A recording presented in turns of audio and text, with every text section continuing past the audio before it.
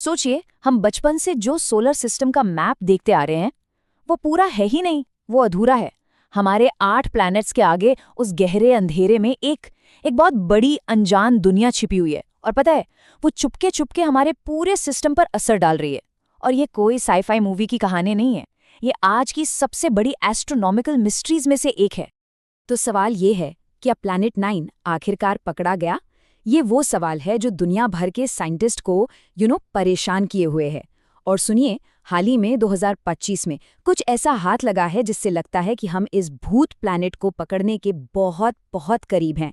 तो चलिए इस कॉस्मिक डिटेक्टिव स्टोरी में आगे बढ़ते। ओके, तो इस राज को समझने के लिए हमें सफर करना होगा सोलर सिस्टम के सबसे ठंडे, सबसे अंधेरे कोने में। इस जगह को ना एक कॉस्मिक क्राइम सीन की तरह इमेजिन कीजिए। एक ऐसी जगह जहां ग्रेविटी के नियम तोड़े जा रहे हैं और एक बहुत बड़ा गहरा राज दफन है। तो ये सारी कहानी शुरू कहाँ से होती है? ये शुरू होती है नेपच्यून से भी बहुत दूर, कुइपर बेल्ट नाम के एक बर्फीले इलाके में। यहाँ लाखों छोटे छोटे आईसी ऑब्जेक्ट्स सूरज का चक्कर लगा रहे हैं, पर उनके ऑर्बिट्स उनके रास्ते अजीब हैं। ऐसे नहीं है जैसे होने चाहिए। ऐसा लगता है जैसे कोई अनदेखी ताकत, कोई इनविजिबल रस्सी उन्हें खींच रही है। तो फिर सुराग क्या है? हम इस अनदेखे प्लैनेट को कैसे ढूंढ रहे हैं? जवाब है ग्रेविटी। जैसे एक शातिर मुजरिम क्राइम सीन पर अपने फिंगरप्रिंट्स छोड़ जाता है ना, बिल्कुल वैसे ही इस अनदेखे प्लैनेट में भी अपनी मौजूदगी के ग्रेविटेशनल फिंगरप्रिंट्स पूरे आउटर सोलर सिस्टम में छोड़ दिए हैं। और ये फिंगरप्रिंट्स हमें कहाँ मिलते हैं? ये मिलते हैं इन चीज़ों पर जिन्हें साइंटिस्ट कहते हैं ETNOs, यानी एक्सट्रीम ट्रांस नेपट्यूनियन ऑब्जेक्ट्स। सिंपल भाषा में ये हमारे सोलर सिस्टम के सबसे दूर के, सबसे अकेले रहने वाले पड़ोसी हैं। और इनका बिहेवियर इतना अजीब है, इतना अजीब कि ये गवाही दे रहे हैं कि वहाँ कोई और भी है, कोई बहुत बड़ा पर्दे के पीछे से सारे खेल को कंट्रोल कर रहा है।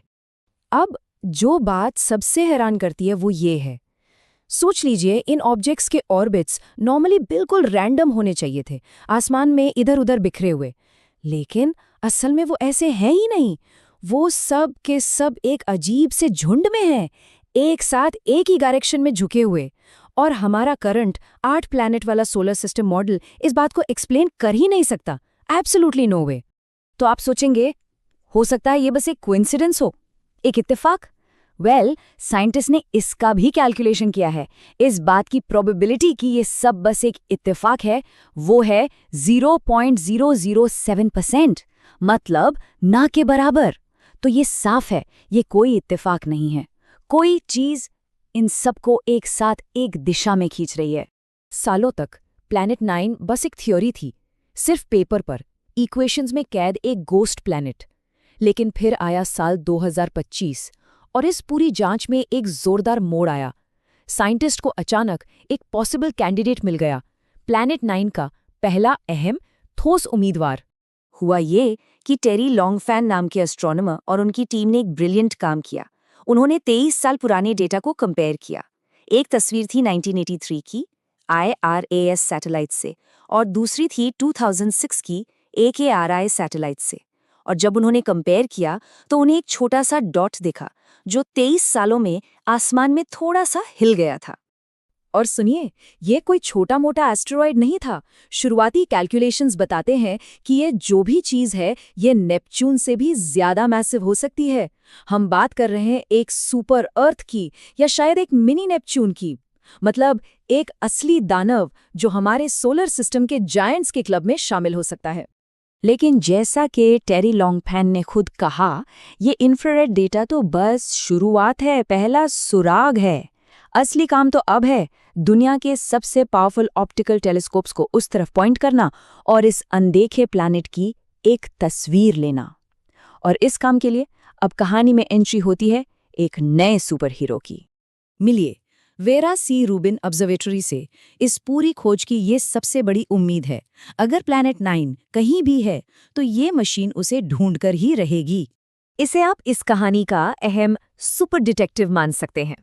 चिली के हाई डेजर्ट में बनी ये ऑब्जर्वेटरी अपने अंदर दुनिया का सबसे बड़ा डिजिटल कैमरा रखती है और इसका काम ही यही है। ये खास तौर पर आसमान में बेहद धीरे चलने वाली फेंट ऑब्जेक्ट्स को पकड़ने के लिए ही बनाई गई है। और इसका काम करने का तरीका बिल्कुल कमाल का है।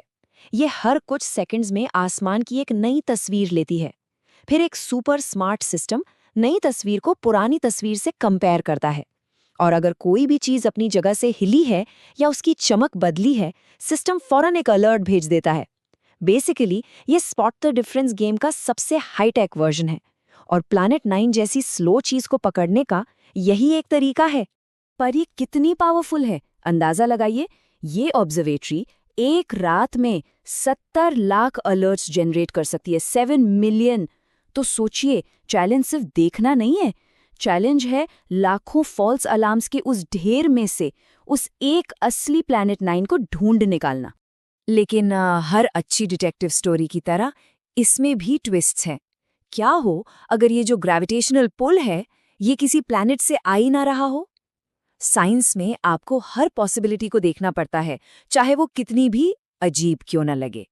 तो एक ऑल्टरनेटिव थियोरी ये है कि वहां कोई एक बड़ा प्लैनेट नहीं है, बल्कि नेपट्यून के आगे हजारों छोटे छोटे बर्फीले ऑब्जेक्ट्स की एक बहुत बड़ी डिस्क फैली हुई है, और हो सकता है कि उन सब की मिलीजुली ग्रेविटी वही असर कर रही हो जो हमें एक बड़े प्लैनेट से एक्सपेक्ट कर रहे हैं।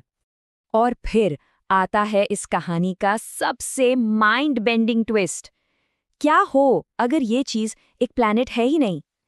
कुछ साइंटिस्ट का कहना है कि ये एक प्राइमोर्डियल ब्लैक होल हो सकता है, बिग बैंग के वक्त से बचा हुआ एक छोटा सा ब्लैक होल जो हमारे ही सोलर सिस्टम में घूम रहा है। तो दांव पर क्या लगा है? क्यों है ये खोज इतनी जरूरी? देखिए, ये चीज चाहे जो भी निकले, एक प्लैनेट, एक डिस्क ऑफ ऑब्जेक्ट्स या एक ब्लैक होल, इसे ढूंढ निकालना साइंस की दुनिया को हिलाकर रख देगा। आइए देखते हैं क्यों। इसे ढूंढने के लिए हमें ये तो पता होना चाहिए ना कि हम क्या ढूंढ रहे हैं, वो दिखता कैसा होगा। साइंटिस्ट का अनुमान है कि प्लैनेट 9 काफी ब्राइट हो सकता है, शायद यूरेनस या नेपट्यून जितना ही रिफ्लेक्टिव। लेकिन मसला ये है कि वो इतना दूर है कि यहाँ से वो बेहद धुंधला दिखेगा, इतना धुंधला कि वो आज के बेस्ट टेलीस्कोप्स की बिल्कुल लिमिट पर है। तो आखिर ये इतना जरूरी क्यों है? चलिए अहम पॉइंट्स में समझते हैं। पहली बात, 1846 में नेपट्यून के बाद ये पहला नया प्लैनेट होगा जो डिस्कवर किया जाएगा। सोच के देखिए। दूसरी बात, हो सकता है ये एक चोरी किया हुआ एक्सोप्लैनेट हो जिसे हमारे सूरज ने अरबों साल पहले किसी दूसरे स्टार सिस्टम से खींच लिया हो। तीसरा, ये हमारे सोलर सिस्टम की मिसिंग सुपर अर्थ हो सकती है। ये ऐसी प्लैनेट्स हैं जो गैलेक्सी में तो बहुत कॉमन है पर हमारे यहाँ नहीं है। और सबसे बड़ी बात, इस एक खोज से हमारे सोलर सिस्टम के बनने की पूरी कहानी फिर से लिखी जाएगी। प्लैनेट 9 की ये पूरी खोज हमें बस एक बात याद दिलाती है। हम सोचते थे कि हम अपने सोलर सिस्टम को, अपने आंगन को अच्छे से जानते हैं, पर हम गलत थे, बिल्कुल गलत। इस अंधेरे में अभी भी इतने राज छुपे हैं जो बस इस इंतजार में हैं कि कोई उन्हें ढूंढ ले। तो ये खोज सिर्फ एक प्लैनेट की नहीं है, ये इस बात की है कि हमारे अपने कॉस्मिक घर में अभी भी कितना कुछ अनडिस्कवर्ड है। और ये सवाल छोड़ जाती है, हमारे कॉस्मिक आंगन में और कितने राज छुपे हैं। सोचिए,